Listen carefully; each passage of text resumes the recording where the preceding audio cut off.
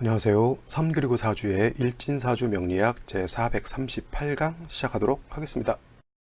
오늘 날짜를 보면 양력으로 2020년 1월 18일이고요. 음력으로는 2019년 12월 24일입니다. 오늘 주어지는 명식 기해년 정축월 경신 1이 되겠고요. 오늘의 일진은 경신이 되겠습니다. 자, 오늘 볼 명식 그리고 오늘 태어나는 아이의 명식은 경금일간이 축월에 태어나는 사주 명식이 되겠습니다. 축월이라고 하는 것 제가 누차에 걸쳐서 말씀드렸지만 엄동설한이라고 하는 계절이라고 하는 것, 그 다음에 일간과 월령을 잘 대비해 봐야지만 사주라고 하는 것이 어떻게 짜여지는지를 구분해 볼 수 있다라고 말씀을 드렸습니다. 그래서 여러분들 사주를 볼 때는 제일 먼저 일간을 먼저 살펴보고요. 습관적으로 다음으로는 그 일간이 태어난 월령에 대해서 살펴보는 것이 순서다라고 마음속으로 되새기시고요. 꼭 그런 식으로 순차적으로 보는 것이 가장 사주를 편하게 볼 수 있는 방법이다라고 말씀을 드리겠습니다. 자, 제일 먼저 일간 경금이라고 하는 일간이죠. 자, 그냥 원래는 경이라고 하는 글자고요. 이 경이라고 하는 글자는 천간, 십천간 중에서 10개의 천간 중에서 몇 번째? 일곱 번째 글자에 해당이 된다라고 볼 수가 있겠습니다. 그래서 제일 먼저 나오는 글자가 뭐예요? 한번 써볼까요? 이것도 갑목, 을목, 을자 이게 또 갑목, 을목, 그 다음에 병화, 정화, 무토, 기토, 그 다음에 지금 하는 경금, 신금, 그죠? 그 다음에 경금, 신금, 그 다음에 임수, 개수의 순서대로 십천간으로 나타나게 되겠고요. 항상 그래서 계속 갑목에서 을목, 을목에서 병화, 병화에서 정화, 정화에서 무토, 무토에서 기토, 기토에서 경금, 경금에서 신금, 신금에서 임수, 임수에서 개수로 이렇게 순차적으로 이제 진행을 하게 되는 것이고요. 갑목에서 시작을 해서 개수에서 끝을 맺는 것이 아니라 개수에서 끝나는 것이 아니라 다시 이 개수에서 다시 갑목으로 이어져서 이것이 바로 순환 상생된다라고 하는 그러한 이치가 되겠습니다. 그래서 세상이라고 하는 것 이렇게 딱 끝난다라고 하면 세상은 절멸 망할 수밖에 없습니다. 그래서 모든 만물은 꼬리에 꼬리를 몰고 순환하면서 상생하는 그러한 구조를 가지고 있기 때문에 세상 자체가 멸망하지 않고 존재를 할 수 있는 것이고요. 갑목, 을목, 목이라고 하는 것, 이 목이라고 하는 것은 병화, 정화, 화를 생각하게 되는 것이고, 병화, 정화는 또 무토, 기토라고 하는 것, 토를 생각하게 되겠죠. 이거 바로 화생토에 해당이 되는 것이고, 그 다음에 토라고 하는 것은 경금, 신금, 토생금 해서 토라고 하는 것은 금을 생각하게 되어 있고요. 그 다음에 경금, 신금은 임수, 개수, 수를 생각하게 돼서 금이라고 하는 것은 수를 생각한다고 해서 금생수라고 볼 수가 있겠습니다. 이것이 바로 오행의 상생인데 오늘은 이것도 한번 적어보죠. 목생화 하는 것이고요. 목은 화를 생각하고 화는 토를 생각한다고 해서 화생토 하는 것이고, 토는 또 뭐예요? 금을 생각한다 그랬죠? 토생금이죠. 토생금. 그 다음에 금은 다시 수를 생각하고 금생수. 그 다음에 여기서 끝나는 것이 아니라 수는 다시 뭘 생해요? 수생목해서 이것 또한 순환상생하면서 서로 상생의 고리를 연결하면서 돌아간다 해서 세상은 끝나지 않고 어떻게 돼요? 계속 돌아서 계속 이어진다라고 볼 수가 있는 겁니다. 그 중에 하나의 고리가 바로 이 경이라고 하는 글자인 것이고요. 이 경이라고 하는 글자는 뭐야? 음양으로 나누게 되면 양에 해당이 되는 글자, 그 다음에 오행, 즉 목화토금수라고 하는 오행으로 나눴을 때는 금이 된다라고 해서 경금이라고 하는 것, 양금이 된다라고 볼 수가 있겠습니다. 자, 금이라고 하는 것은 우리가 쉽게 말하면 무쇠, 쇳덩어리 같은 것이고요. 목이라고 하는 것은 나무와 같은 것이고, 그 다음에 화라고 하는 것은 빛이나 열을 낼 수 있는 태양이라든가 달과 같은, 아니면 뭐 모닥불 같은 그런 뜨거운 열기를 낼 수 있는 것을 말하는 것이고, 무토, 기토, 토라고 하는 것은 우리가 땅을 밟고 살죠. 그 우리가 삶의 터전, 밑거름이 될 수 있는 그러한 터전이 될 수 있는 것이 바로 토에 해당이 되는 것이고, 그 다음에 지금 경금, 신금이라고 하는 것은 무쇠라든가 여러 가지 뭐 장신구라든가 이런 것들, 바위 같은 것, 아니면 유리 같은 것들 다 금으로 분류해서 볼 수가 있겠고요. 수라고 하는 것, 임수, 개수로 나눠지게 되는데, 뭐 큰 바다도 물에 해당이 되는 것이고, 강, 호수 같은 것도 물에 해당이 되고, 하늘에서 내리는 비, 그것도 물에 해당이 되는 것이고요. 옹달샘, 우리가 수돗물에서 받아먹는 물 내지는 정화수, 우물물 다 물에 해당이 된다라고 볼 수가 있어요. 그래서 세상 모든 만물은 목, 화, 토, 금, 수로서 모든 만물은 구분해 볼 수 있겠고요. 그 다음에 이 목화, 토, 금, 수로만 구분하는 것이 아니라 음양으로도 구분해 볼 수가 있는 겁니다. 그래서 음양과 목, 오행을 갖다가 합쳐 놓은 것이 바로 이 십천간이라고 하는 거에서 목은 두 가지 간목, 을목이 있는 것인데 이걸 갖다 음양으로 나누게 되면 간목은 양목이 되는 것이고 을목은 음목이 되는 것이고 그 다음에 화라고 하는 것도 이렇게 나눠지죠. 양화인 병화, 음화인 정화 이렇게 나눠지는 것이고 토라고 하는 것도 양토인 무토, 그 다음에 음토인 기토 이렇게 나눠지는 것이고 금이라고 하는 것도 음양으로 나누게 되면 양금인 경금, 음금인 신금으로 나눠지게 되고요. 수라고 하는 것도 물도 양과 음으로 나누게 되면 임수라고 하는 것은 양의 수에 해당이 되는 것이고 개수라고 하는 것은 음의 수에 해당이 된다라고 이렇게 볼 수가 있습니다. 그래서 여러분들은 항상 모든 만물을 볼 때 음양으로 구분할 수 있는 어떤 안목과 그 다음에 오행으로 나눌 수 있는 안목 같은 것도 이렇게 한번 키워본다라고 하면 명리학을 좀 추상적으로 공부하는 것이 아니라 그래도 알차게 좀 실질적으로 사주를 보는 이제 안목을 깨우칠 수 있다라고 볼 수가 있겠습니다. 그래서 음양이라고 하는 개념, 오행이라고 하는 개념은 명리학을 들어갈 때 가장 기초적으로 배우는 것인데 이것이 굉장히 어떻게 보면 굉장히 중요한 것인데 우리가 이 중요한 것을 약간 간과하고 무시하는 그런 경우가 있습니다. 쉽게 말하면 산수 배울 때 우리가 구구단을 배우잖아요. 구구단. 근데 우리가 구구단을 처음에 다 외워서 그렇지 구구단이라고 하는 것을 우리가 모른다라고 하면 산수 문제, 수학 문제를 풀 수가 없는 거하고 똑같아요. 음양 오행이라고 하는 것이 이렇게 글자 몇 개 안 되지만은 사주 명리학을 이루는 가장 기초적이고 근본적인 근간이 된다라고 하는 것 자체 매우 중요한 개념이다라고 볼 수가 있겠습니다. 자, 지금 경금하다가 이렇게 왔는데 자, 경금이라고 하는 것은 양금에 해당이 되면서 비유를 하자면 대체적으로 큰 바위 같은 거라든가 아니면 쇳덩어리 같죠. 쇳덩어리 아니면 원철이에요. 원철이라고 하는 것은 뭐냐면 그냥 그야말로 광산이라든가 땅속에서 금방 캐는 원석 같은 거죠. 원광석이라고 하나요? 그러한 돌덩어리죠. 돌덩어리 안에서 쇠를 갖다가 또 분리해서 꺼내기도 하죠. 이렇게 경금이라고 하는 것은 쇠덩이, 원철, 원광석 같은 이러한 단단하고 뭐예요? 그 다음에 강건한 그런 특징을 가지고 있는 것을 경금이다라고 합니다. 그래서 이 경금이라고 하는 건 특징이 뭐예요? 특징은 자기가 십천간 아까 말씀드렸던 이 십천간 중에서 자기가 가장 단단하고 강건하다라고 하는 것을 자부심으로 갖고 있는 것이 바로 이 경금이라고 하는 거예요. 그래서 자기가 제일 강인한 것을 생명과 같이 여기죠. 그러나 이게 중요한 게 뭐냐면 강인하고 강건하다라고 하는 거 굉장히 좋아요. 왜냐하면 뭐 쇠말뚝 같은 것도 있어야 울타리 튼튼한 울타리도 짓게 되고 쇠 같은 것이 있어야지만 또 뭐 담장 같은 거라든가 집의 문이라든가 아니면 범종 같은 것들도 이렇게 만들 수가 있겠죠. 범종을 예를 들어서 나무로 만들었다라고 하면 종이 울리지 않을 거고 화로서 범종을 만들 수도 없겠고 물로서 만들 수도 없겠죠. 그래서 재질 자체가 금이라고 하는 것이 그러한 좀 단단한 어떤 기물을 만들 수 있는 그러한 특징을 가지고 있는 그런 것이 이 바로 경금인데 이 경금이라고 하는 것이 그냥 그 강인한 것을 그냥 놔뒀을 때는 굉장히 그 강건하고 강인하고 날카로움을 가지고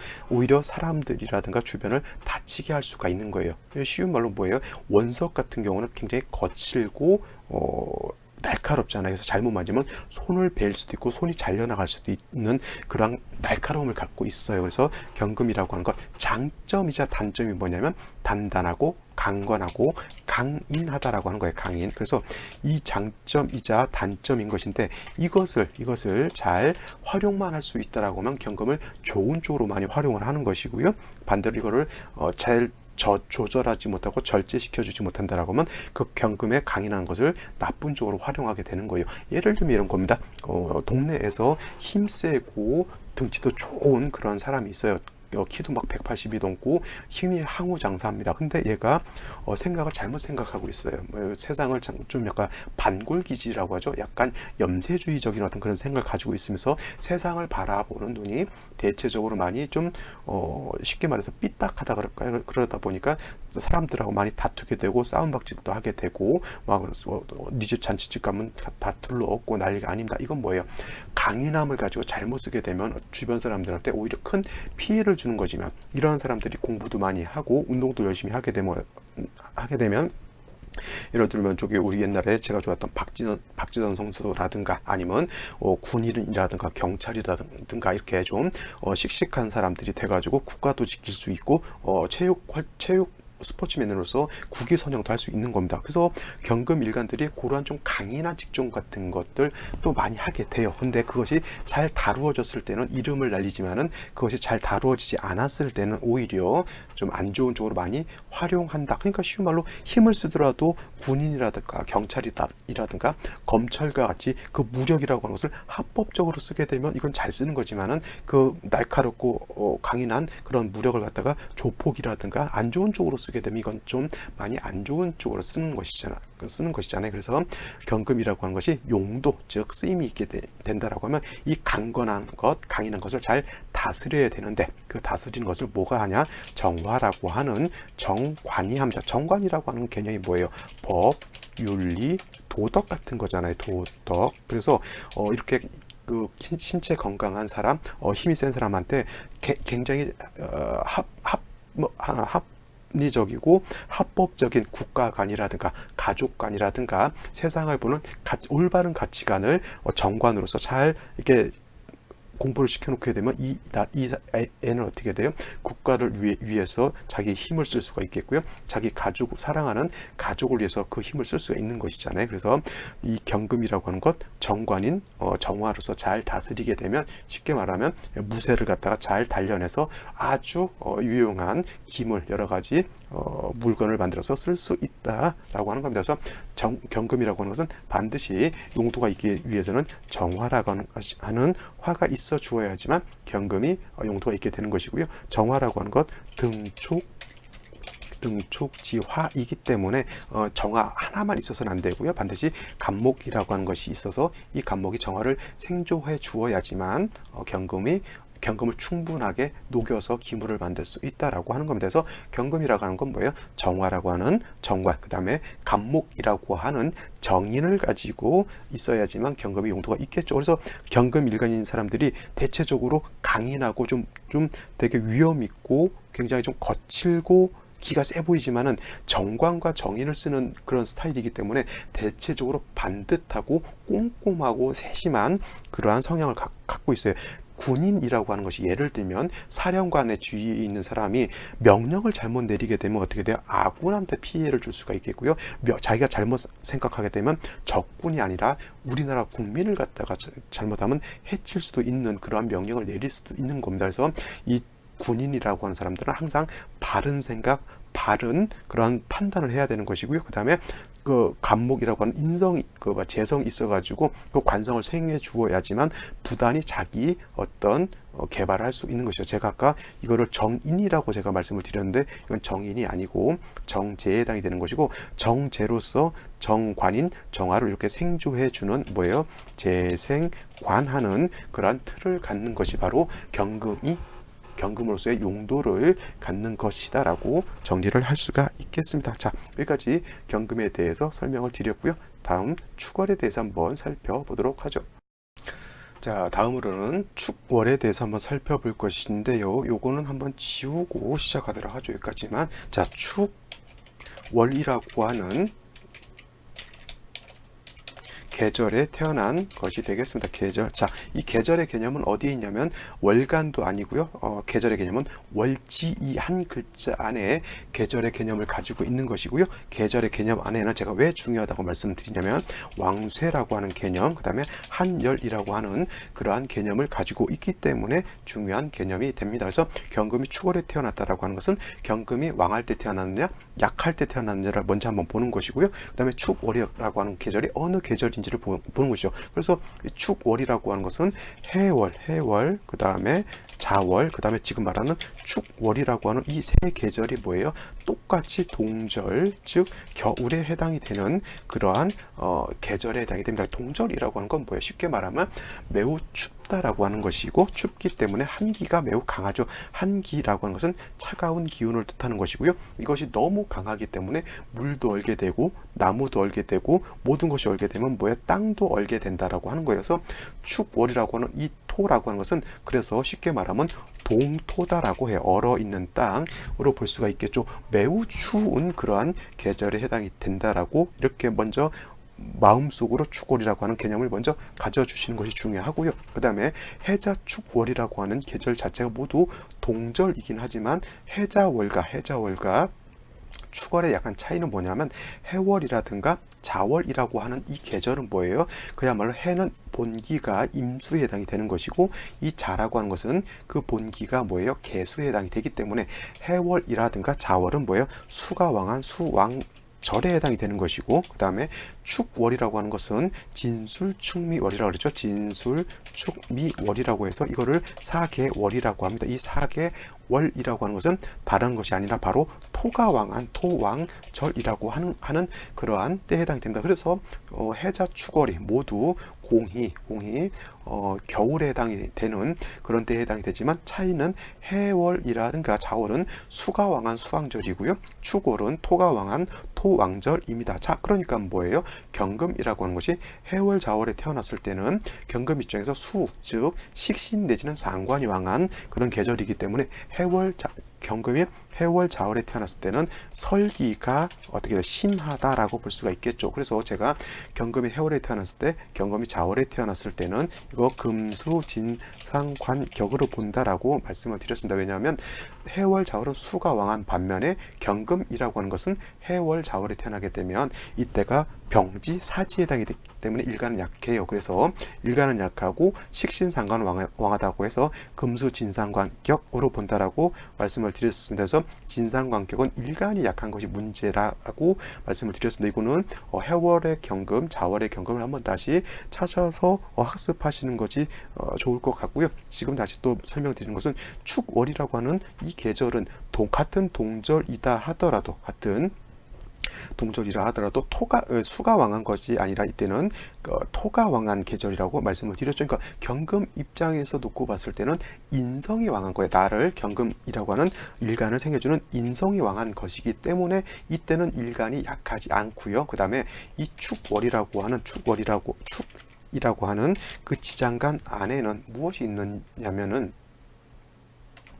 지장간이 개수, 신금, 그 다음에 기토라고 하는 것이 있어요. 물론 개수가 있다라고 하는 것은 경금을 설해주는 그런 역할도 물론 하겠지만은, 신금이라고 하는 것이 있기 때문에 경금이 축에 이 신금에 통근할 수가 있겠고요. 그 다음에 기토가 있음으로 인해서 기토는 경금을 생해줄 수 있습니다. 이것이 포태법으로 놓고 보게 되면 축은 뭐예요?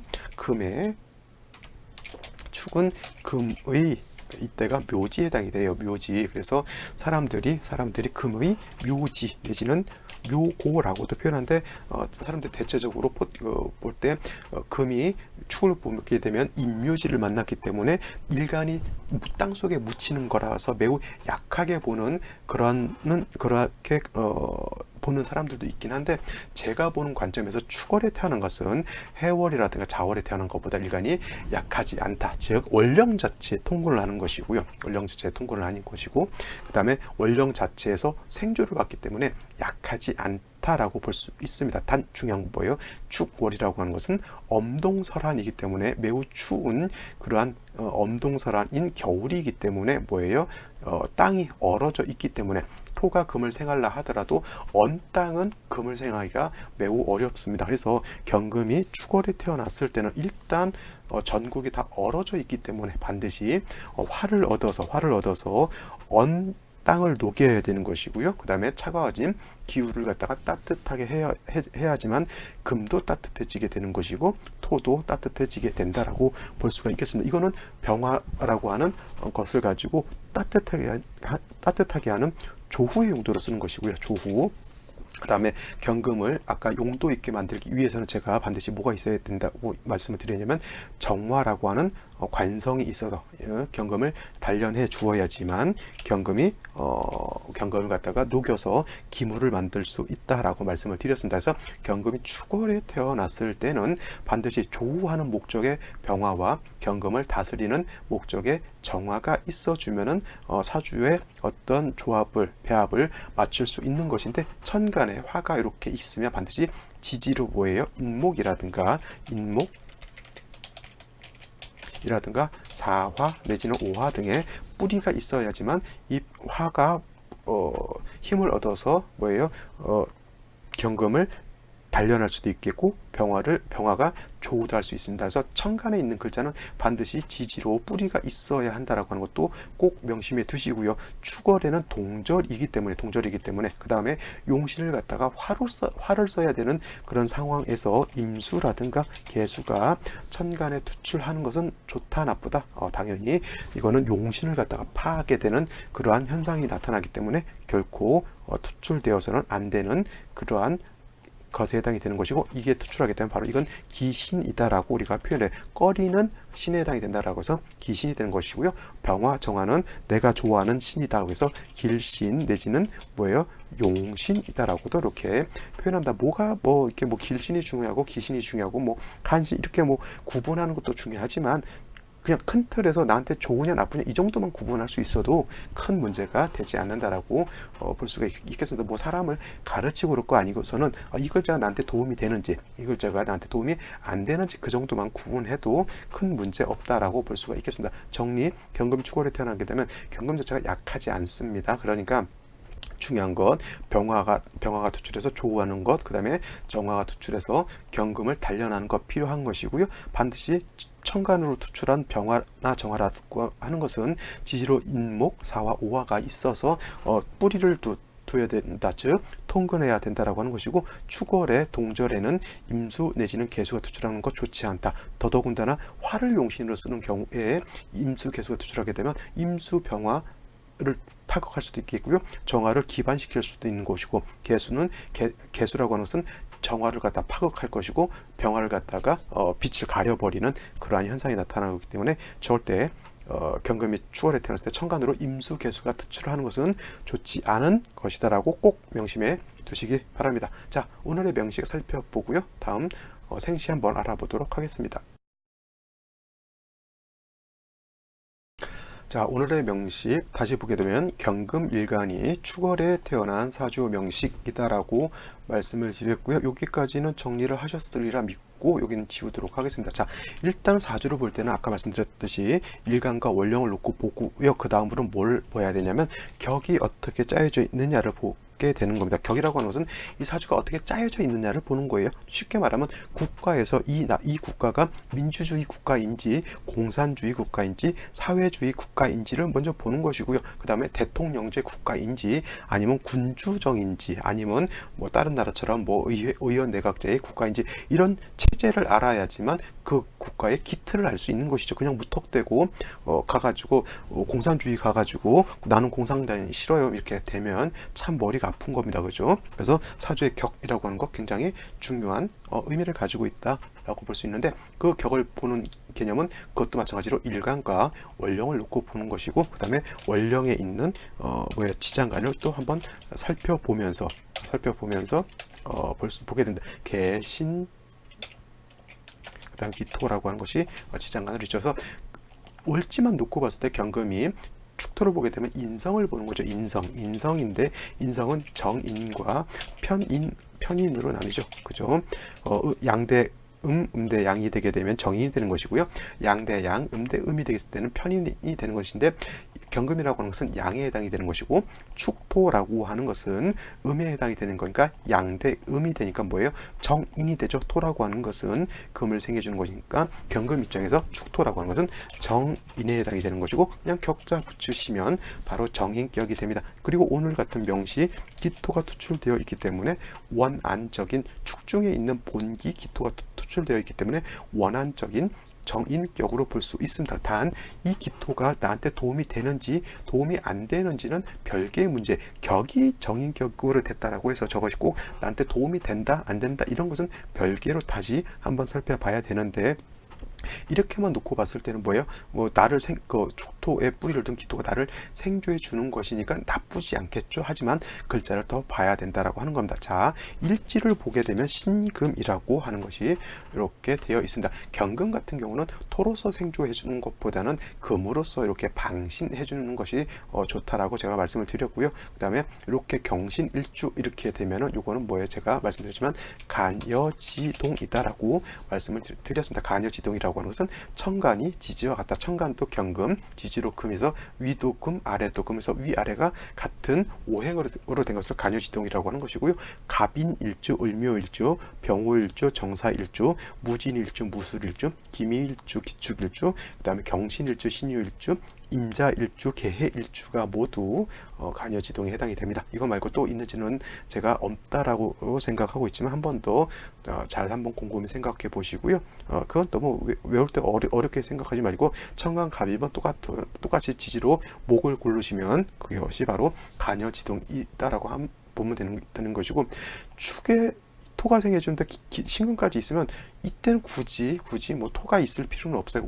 그냥 이거는 이렇게 되면 일간이 좀 왕하다라고 볼 수가 있겠고, 왕한 경금이라고 하는 것은 화를 얻어서 단련의 용도가 있게 되는데, 물론 아까도 말씀드렸지만 동절이기 때문에 정화와 병화가 같이 있으면 더 좋겠죠. 근데 이 연지를 보게 되면 해수라고 하는 것이 있습니다. 해수. 자, 화를 써야 되는 사주인데 수가 많게 되면은 이건 뭐 솔직히 그렇게 좋은 것은 아니지만, 그래도 다행스러운 것은 천간으로 임수 내지는 개수가 투출되지 않은 것만큼은 괜찮다라고 볼 수가 있겠고요. 그 다음에 축월의 엄동설환이라고 말씀을 드렸는데, 여기에 해수가 있게 되면 사주가 더 한습, 더 차가워지고 더 추워지는 그러한 현상을 나타나게 됩니다. 선생님, 그럼요, 축월에 신금이 있는 것도 나쁠 것 같은데요. 물론 만약에 이 금이 수를 생한다라고 하는 관점에서 놓고 봤을 때는 이 신금도 나쁘지 않지만은, 토로서 경금을 생하는 것보다 이렇게 금으로서 경금일간이 뿌리를 둘 수 있다는 측면에서 놓고 봤을 때는 한기를 조금 생한다 하더라도 일간 경금이 튼튼해지는 것은 나쁘지 않죠.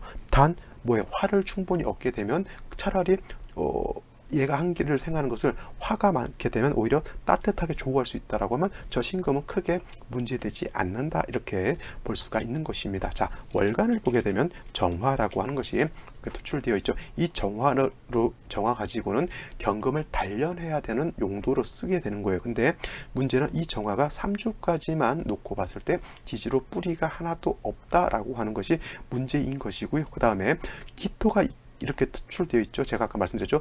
뭐 이것이 정인격이 되는 것은 격을 논하는 것이지, 이 기토 투출한 기토가 좋게 쓰이느냐 나쁘게 쓰이느냐는 별개의 문제라고 했는데, 오늘 같은 명식에서는 정화로서 경금을 단련해야 되는데, 기토가 이렇게 있게 되면 이 정화가 경금을 단련하지 않고, 즉 화극금하지 않고 화가 토를 생하기 때문에 정화의 기운이 반 이상은 뭐예요?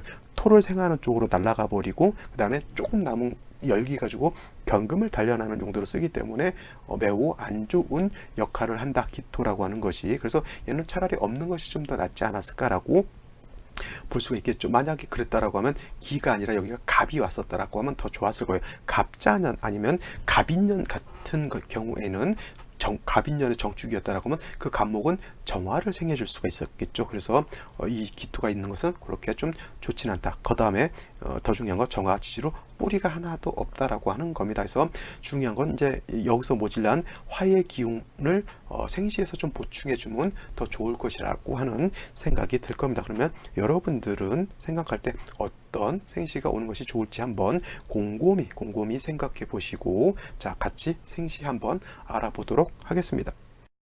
자, 생시 제일 먼저 병자시를 보도록 하죠. 병자시가 된다라고 하면 일단 축월에 해수를 보게 되겠고요. 자수를 보게 되면 어떻게 돼? 지지로 완전한 해자축 방합을 형성하게 됩니다. 해자축 바합이 아니라요, 이것은 방합이라고 하는 것이 되겠죠. 방합. 그래서 해자축 방합이 형성되게 되면 지지로 수가 너무 왕해지게 되는 것이죠. 그러면 축월의 동절에 아까 토왕절이라고 했다 하더라도 이렇게 지지로 해자축 방합이 형성이 되고, 금이 다시 있으면서 또 이 금이라고 하는 것은 신자합도 같이 이루어질 수도 있겠죠. 그래서 이것 국방혼잡이라고 그래요. 국과 방이 혼잡되어 있다라고 보는 거예요. 국방혼잡이라고 하는 것은 국이라고 하는 것은 뭐냐면 이거는 삼합을 뜻하는 것이고요. 방이라고 하는 것은 방합을 뜻합니다. 그래서 이렇게 준삼합과 완전한 방합이 같이 형성되어 있어서 완전히 이거는 지지로 수국을 형성한 것과 같다라고 볼 수가 있어요. 그래서 이거는 뭐예요? 금이 축월에 태어나서 토가 왕한 것이 아니라 수가 왕해지기 때문에 자칫 뭐예요?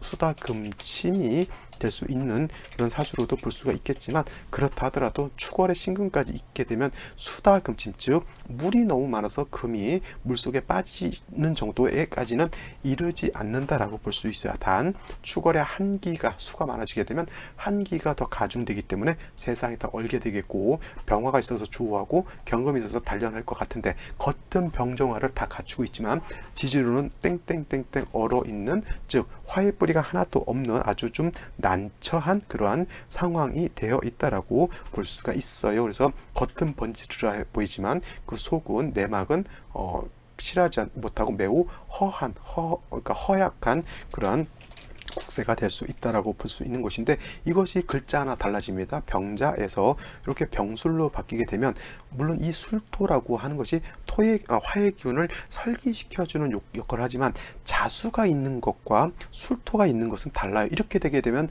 물론 해축이 있어서 이걸 준방합 정도로 볼 수가 있겠지만, 자수가 있었을 때 완전한 수국을 형성하는 것과 술토가 있음으로 인해서 수의 기운은 그렇게 왕하지 않고요. 오히려 경금이 축의 축, 신, 술에 다 통근을 할 수가 있습니다. 그러면 경금 일간이 왕해지는 거예요. 금이 왕해지는 것이지 이것은 수가 왕해지는 것이 아니에요. 글자 하나로 인해서 이렇게 왕세가 달라지는 큰 기적과도 같은 일이 벌어집니다. 그래서 제가 누차에 걸쳐서 말씀드리지만 사주로 볼 때는 3주만 놓고 보는 것은, 그래서 제가 잘못됐다라고 하는 거예요. 이 글자 하나가 병자냐 병술이냐에 따라서도 이렇게 크게 차이가 있는데 3주만 놓고 이 사주가 어떻다 저렇다 얘기할 수 있는 것은 아니다라고 하는 것이죠. 이렇게 되면은 병화 정화도 아주 미약하더라도 술에 통근할 수가 있기 때문에 병장화도 병자시보다는 병술시가 조금 더 세력을 얻는다라고 볼 수가 있는 거예요. 그래서 이것도 충분하진 않지만 병자시하고 병술시하고 놓고 봤을 때는 병술시가 병자시에 비해서는 조금 더 낫다라고 볼 수가 있는 것이고요. 이것이 갖다가 무인시가 된다라고 하면, 자, 인중에 있는 병화를 얻었다라고 좋다라고 볼 수 있겠지만 중요한 건 뭐예요? 신금이 인목하고 같이 있으면 이건 뭐가 되냐면 인신충이 되다 보니까 신금, 경금의 뿌리도 상하게 되고요. 그 다음에 인중의 병화도 파극이 돼서 날아가게 되니까 이것도 온당치 않은 그러한 생시가 될 수 있습니다. 자, 그러면 화를 볼 수 있는 게 뭐가 있을까요? 신사시를 한번 볼까요? 신사시, 뭐 시간의 신금, 이거 뭐 그래, 뭐 무해무덕, 뭐 차라리 한기를 생각하니까 좀 안 좋다라고 볼 수 있지만, 그래도 선생님 시지로 사화가 있으니까 괜찮겠네요, 이렇게 볼 수도 있겠지만, 이건 뭐예요? 사신이 이렇게 합을 하죠. 사신 합합니다. 사신합. 근데 원래 사신이 합하게 되면 지지 육합으로서 합수가 되는 것이 원칙이지만, 토왕절에 신금에다가 천간으로 신금 들어와 있고 이렇게 사화가 있는 경우에는, 이런 경우에는 그냥 사신 합 금으로 봐도 크게 문제될 바 아니다서, 왜냐하면 이 사화라고 하는 것은 물론 화가 왕하지만 금의 장생처이기 때문에 이렇게 되면 사주의 전반적으로 토금이 왕할 때는 사신합수로 보지 않고 합금으로 봐도 크게 문제될 바 없다, 이렇게 생각하셔도 되겠습니다. 사신합 이 되기 때문에 사중에 있는 병화가 많이 약해지겠죠. 그 다음에 이모시도 있는데요, 이렇게 볼 수도 있습니다. 그래서 오화를 보는 거 나쁘지 않지만, 이거 뭐가 문제냐면 임수가 투출하면 된다 안 된다? 안 돼요. 이 임수가 투출함으로 해서 화를 억제시켜주는 그런 역할을 하게 되고요. 그 다음에 축월이라 하더라도 신금이 구현지할 수 있으면 이것도 금수가 왕해진 그런 뿌리가 튼튼한 임수가 투출하는 거기 때문에 오히려 한기를 가중시키는 역할을 한다라고 볼 수가 있는 겁니다. 갑신시, 신유시도 금이 왕해지지만 화가 뿌리가 없는 것이 문제인 것이고요. 정해시 마찬가지로 정화가 투출한다 하더라도 정화가 뿌리가 없으니 이것 또한 좋은 생시로 볼 수는 없겠고, 화가 부족한 전반적으로 뭐 이모시가 됐든 신사시가 됐든 어떠한 생시가 됐든 화가 부족합니다. 그래서 어떤 경우에라도 반드시 목화운으로 가야지만 고생을 좀 덜 하고 좀 빨리 해동 조우할 수 있다라고 볼 수가 있는데, 이것이 약간 금수운으로 간다라고 하면 조금 힘든 울루를 지나가는 것으로도 볼 수가 있게 되는 겁니다. 그래서 오늘 같은 경우에는 화운을 만나더라도 그렇게 좋은 운이 그렇게 좋은 생시가 없는 것 같아요. 무인시 인신충되고요. 그다음 경지시 별 그렇고, 신사시 사시납, 이모시 임수투출, 그죠? 나머지 뭐 병술시 정도밖에 제가 봤을 때는 크게 좋은 생시는 없는 걸로 보여지는데, 뭐 어쩔 수 없는 것이죠. 그래서 옛날 같은 경우 국가의 조선조 때는 좋은 생시를 이렇게 미리 몇 년도 이렇게 나와 있는 생시를 미리 다 구분을 해가지고 임금이 자기가 이제 2세 이제 뭐 세자를 낳아야 될 거 아니에요. 원손이라고 그러죠. 그럴 때 이제 원자를 낳을 때 그런 날을 택해서 아이를 낳았다라고 하는 그러한 내용이 뭐 진짜로 그렇게 했다라고 하죠. 그래서 옛날 조선조 때에는 이런 그 천문이라든가 사주라든가 이런 것에 대한 공식적인 관청도 있어서 관청에서 직접적으로 관리를 했다라고 하는 그런 내용들이 전해지고 있습니다. 자, 오늘은 여기까지 설명을 드리고요. 오늘 비교할 명식 한 번 더 살펴보도록 하겠습니다. 자, 오늘 같이 볼 사주는 이렇게 구성된 사주가 되겠습니다. 연주를 보게 되면 을묘년이 되는 거고요. 월주는 기축월이 되는 것이고, 일주는 경진일이 됩니다. 그래서 오늘 본 명식 같이 보면서 설명을 드리는 것이 좋을 것 같아서 얘를 옮겨 보도록 하겠습니다. 이렇게 옮겨 놓게 되면 비교할 수 있겠죠. 이거를 가지고 어차피 생시는 정해진 것이 아니기 때문에, 자, 이렇게 놓고 보게 되면 똑같이 경금이 축월에 태어난 것이고요. 이것 또한 경금이 축월에 태어난 사주 명식인데, 사주라고 하는 것은 아까도 설명드렸지만 글자 하나만 틀려도 엄청난 차이가 있는 그러한 사주가 된다라고 볼 수가 있겠습니다. 똑같이 한번 반복해서 공부해 보도록 하죠. 일간 경금이라고 하는 것이고요.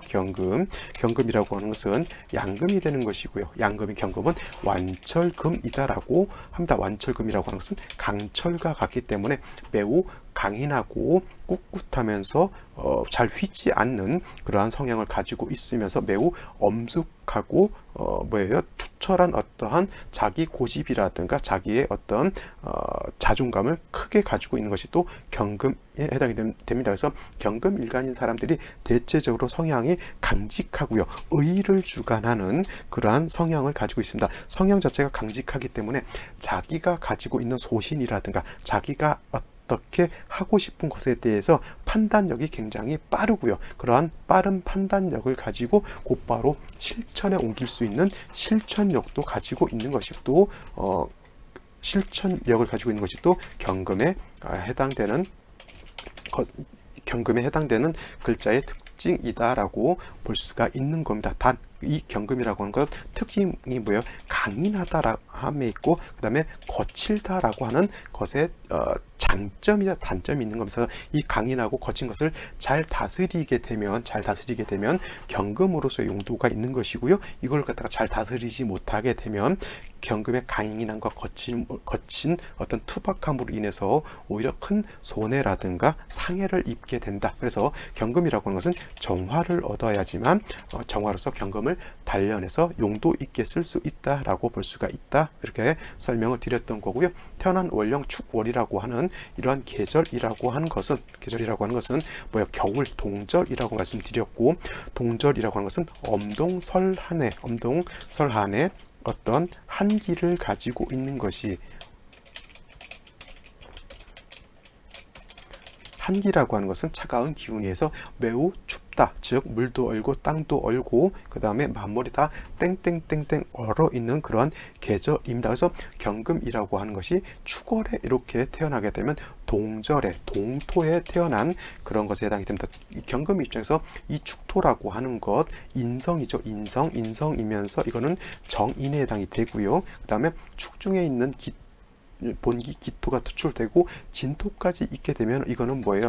정인격이 되지만 토가 너무 많게 되면 모왕자쇠한 그런 사주 국세가 될 수 있겠고요. 만약에 무토라고 하는 것이 시간에 다시 투출했다라고 하면 이거는 토가 너무 많아서 토다 매금, 즉 토가 너무 많게 되면 금이 땅 속에 묻히는 그러한 현상이 나타난다라고 볼 수가 있겠습니다. 그래서 이러한 경금이라고 하는 것은 토로서 생존해주기보다는 화로서 단련해야지만 용도가 있다라고 볼 수가 있겠고, 그 다음에 축월은 동절이기 때문에 반드시 화가 있어서 따뜻하게 해 주어야지만 얼어 있는 동토가 금을 다시 생할 수도 있다라고 볼 수가 있는데, 여기 3주까지만 놓고 봤을 때는 화가 한 점도 없는 것이 큰 문제다라고 볼 수가 있겠습니다. 그래서 이러한 경우에는 뭐 병화 같은 것이 있게 되면은 좋게 되는데, 이 병화가 지지로 뿌리가 하나도 없죠. 그 다음에 이렇게 되는 경우에는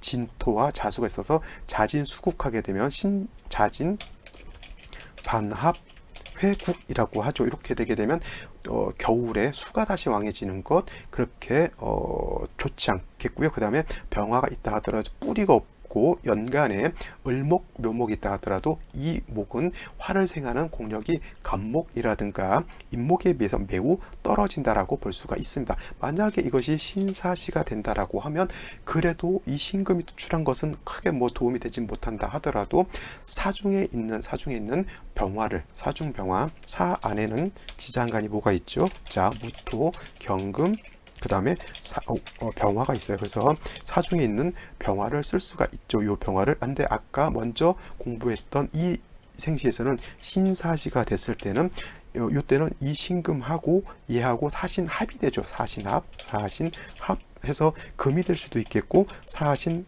합해서 수도 될 수가 있는 경우인데, 이런 경우에는 제가 이런 경우에는 토왕절에 금이 이렇게 많게 되면 사신합 금으로 봐도 크게 문제될 바가 아니다라고 말씀을 드렸습니다. 그래서 이 사주는 사신합했기 때문에 사화의 용도가 떨어진다라고 하면 이 사주는 사신합이 되지 않죠. 그래서 사중에 있는 병화를 쓸 수가 있습니다. 단 지지에 암장되어 있는 병화를 쓰는 것이기 때문에 조우의 공력이 매우 떨어지게 되는 것이고요. 이 사주 자체도 뭐예요? 한기가 그렇게 극심한 중에 화가 부족하기 때문에 반드시 목화운으로 가야지만 이 사주가 발전할 수 있을 것인데, 아쉽게도 운이 어떻게 됩니까? 금수운으로 이렇게 흐른다라고 하는 것이고, 축월에 이게 해자운, 이게 을류, 갑신운 가게 되면 금수가 많아진다라고 하는 것은 한기만 더 강해지게 되는 것이고요. 금운을 만나게 되면 그 일간 자체가 더 왕해지는 것이기 때문에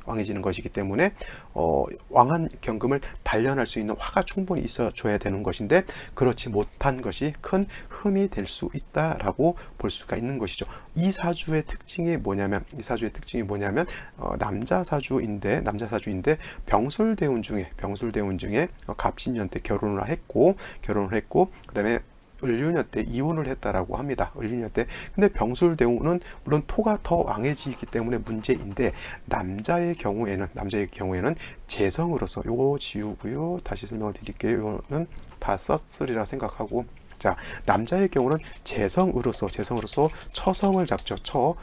재물도 해당이 되지만 나의 철을 해당이 되는데, 이렇게 갑신 을류 대운 들어오게 되면 금이 많아지게 되잖아요. 이 신금이 대운에서 사신합하게 되고, 그 다음에 유라고 하는 것도 사유합하게 되게 되면 금이 왕해지게 되는 것이죠. 천간에 또 신금까지 이렇게 투출하게 되면 금이 너무 많게 되면 이 금이라고 하는 많은 금이 연간에 있는 재성을 갖다가 파극하게 되죠. 그러면 어떻게 돼요? 이 여자가 나한테 들어온다 하더라도 오래 못 버티고 내 곁을 떠난다라고 하는 그런 상황에 해당이 되는 겁니다. 그래서 갑신년 때 결혼을 어떻게 돼서 했지만은 그 다음에 오래지 않아서 이 재성이 또 묘유충도 되다 보니 이것은 오래 못 버티고 바로 이혼을 했다라고 볼 수가 있는 것이고요. 그래서 이거는 이혼의 문제, 결혼과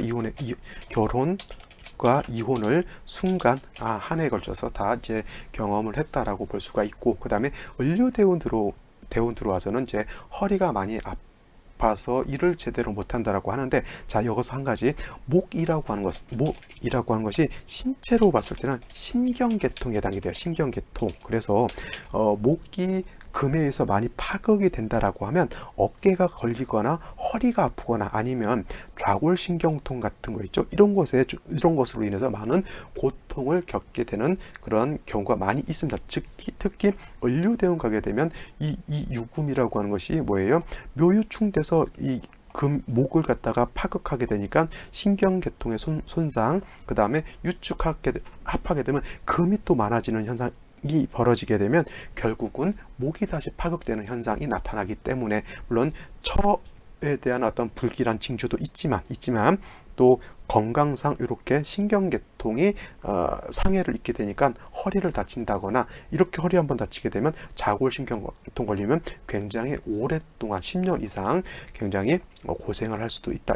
이렇게 되면 갑신대운 가더라도 고생을 할 것으로 저는 보이기 때문에, 이런 경우 사람들 좀 일을 할 때, 무거운 거 들고 할 때 허리 삐끗하지 않도록 굉장히 조심해야 되는 그러한 사주입니다. 중요한 거는 뭐예요? 이 비교하는 이 사주는 금이 왕해지게 되면 목이 이렇게 파극이 되기 때문에 그러한 남자로서는 재물적인 문제 또는 처에 대한 문제, 그 다음에 건강상은 목을 이렇게 신경계통으로 볼 수 있기 때문에 건강은 이러한 신경계통 쪽 손상 보는 것 굉장히 주의해야 된다라고 하는 그러한 예시가 되겠습니다. 이런 것도 한 번씩 같이 비교 분석하면은 굉장히 좋을 것 같습니다. 자, 오늘은 여기까지 설명을 드리고요. 또 찾아뵙도록 하겠습니다. 강의 들으시느라고 고생 많이 하셨습니다. 감사합니다.